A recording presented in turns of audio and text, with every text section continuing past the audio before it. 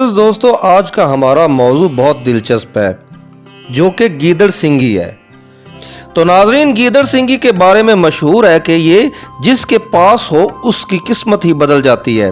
अक्सर लोग समझते हैं कि गीदड़ सिंगी का ताल्लुक हिंदुस्तान से है और इसे हिंदू तांत्रिकों ने दरियाफ्त या ईजाद किया।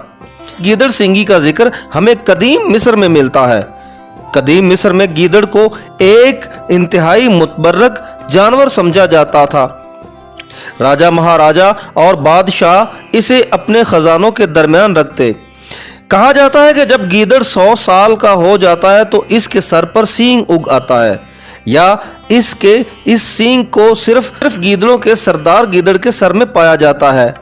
दोस्तों आज का हमारा मौजू बहुत दिलचस्प है जो कि गीदड़ सिंगी है। लोगों में गीदड़ सिंगी से मुतल्लक बेशुमार किस्से कहानियां मशहूर हैं। कुछ लोग इसको गीदड़ की नाव समझते हैं और कुछ लोग इसे सर के बाल का एक गुच्छा कहते हैं।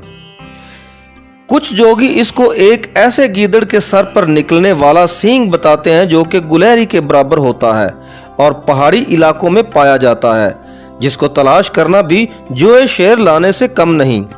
असल हकीकत क्या है इस वीडियो में तफसील से बताते हैं और देखने वाले तमाम दोस्तों से गुजारिश है कि हमारे इस चैनल को सब्सक्राइब और लाइक ज़रूर करें ताकि हमारी तमाम वीडियो आप तक पहुंचती रहें। तो नाज़रीन, गीदड़ सिंगी के बारे में मशहूर है कि ये जिसके पास हो उसकी किस्मत ही बदल जाती है।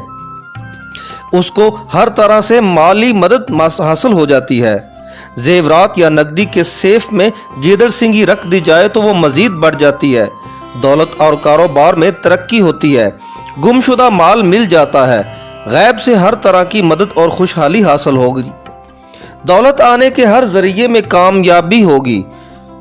जुआ, लॉटरी, बांड, सट्टा सब आपके हक में होगा। कारोबार में भी कामयाब होंगे। जिसके पास ये होगी वो जो चाहेगा, जिसे चाहेगा वो सब उसे मिल जाएगा। दूसरे लफ्जों में यूं कह लीजिए कि उस शख्स की किस्मत खुल गई। अक्सर लोग समझते हैं कि गीदड़ सिंगी का ताल्लुक हिंदुस्तान से है और इसे हिंदू तांत्रिकों ने दरियाफ्त या ईजाद किया, लेकिन हमें हिंदू मजहब या तारीख की किसी किताब में गीदड़ सिंगी का जिक्र नहीं मिलता, क्योंकि इसको संदूर में रखा जाता है, इसलिए इसका ताल्लुक हिंदुओं से जोड़ दिया जाता है। लेकिन दर हकीकत गीदड़ सिंगी का जिक्र हमें कदीम मिस्र में मिलता है। कदीम मिस्र में गीदड़ को एक इंतहाई मुतबर्रक जानवर समझा जाता था। उनके एक देवता का नाम अनोबस था, जिसका सर गीदड़ का और बाकी जिस्म इंसान का था। आपने अक्सर कदीम मिस्र के एहराम और दूसरी कदीम इमारतों की दीवारों पर मनकश शुदा तहरीर और शबीहात में इस देवता की तस्वीर को देखा होगा। इसी तरह कदीम मिस्रियों में बिल्ली को भी इंतहाई मुकद्दस जानवर ख्याल किया जाता था। मिस्री लोग गीदड़ सिंगी निकाल कर हनूत करते थे और फिर एक खास मर्तबान में रख कर अपने खजाने में रखते थे। इसी तरह ये रस्म चलती हुई बर्रे सगीर और तमाम दुनिया तक जा पहुंची और ज़माना कदीम से लोग गीदड़ सिंगी को हनूत कर लेते हैं। राजा, महाराजा और बादशाह इसे अपने खजानों के दरमियान रखते। कहा जाता है कि जब गीदड़ 100 साल का हो जाता है तो इसके सर पर सींग उग आता है या इस सींग को सिर्फ गीदड़ों के सरदार गीदड़ के सर में पाया जाता है। लोग इस चीज को बहुत मिन्नतें करके जोगियों और मलंग लोगों से खरीदते हैं और खरीदते वक्त इस बात का ख्याल रखा जाता है कि ये जिंदा भी है या मुर्दा है। जी हाँ, ये जिंदा है और फिर बड़े प्यार और इज्जत से इसे संदूर और खुशबुओं वाली एक छोटी सी डिब्बी में रखते हैं। वही सुर्ख रंग की पाउडर नुमा चीज जिसे हिंदू पति और पत्नी की मांग में लगाते हैं। संदूर एक केमिकल होता है जो इसे कीड़े लगने और गलने सड़ने से महफूज करता है। लोग इस गीदड़ सिंगी का बहुत ख्याल रखते हैं और पाक साफ होकर इसके नजदीक जाते हैं और इसको हाथ में पकड़ते हैं, क्योंकि जोगी साहब ने इन्हें बताया होता है कि अगर नापाक हालत में इसके करीब जाओगे तो ये मर जाएगी या इसकी वजह से आपका बहुत बड़ा नुकसान हो सकता है। यही लोग रोजाना सुबह सुबह उठकर इस चीज की जियारत भी करते हैं और अपने हाथ में पकड़कर बैठते हैं ताकि ये इनसे मानूस हो जाए।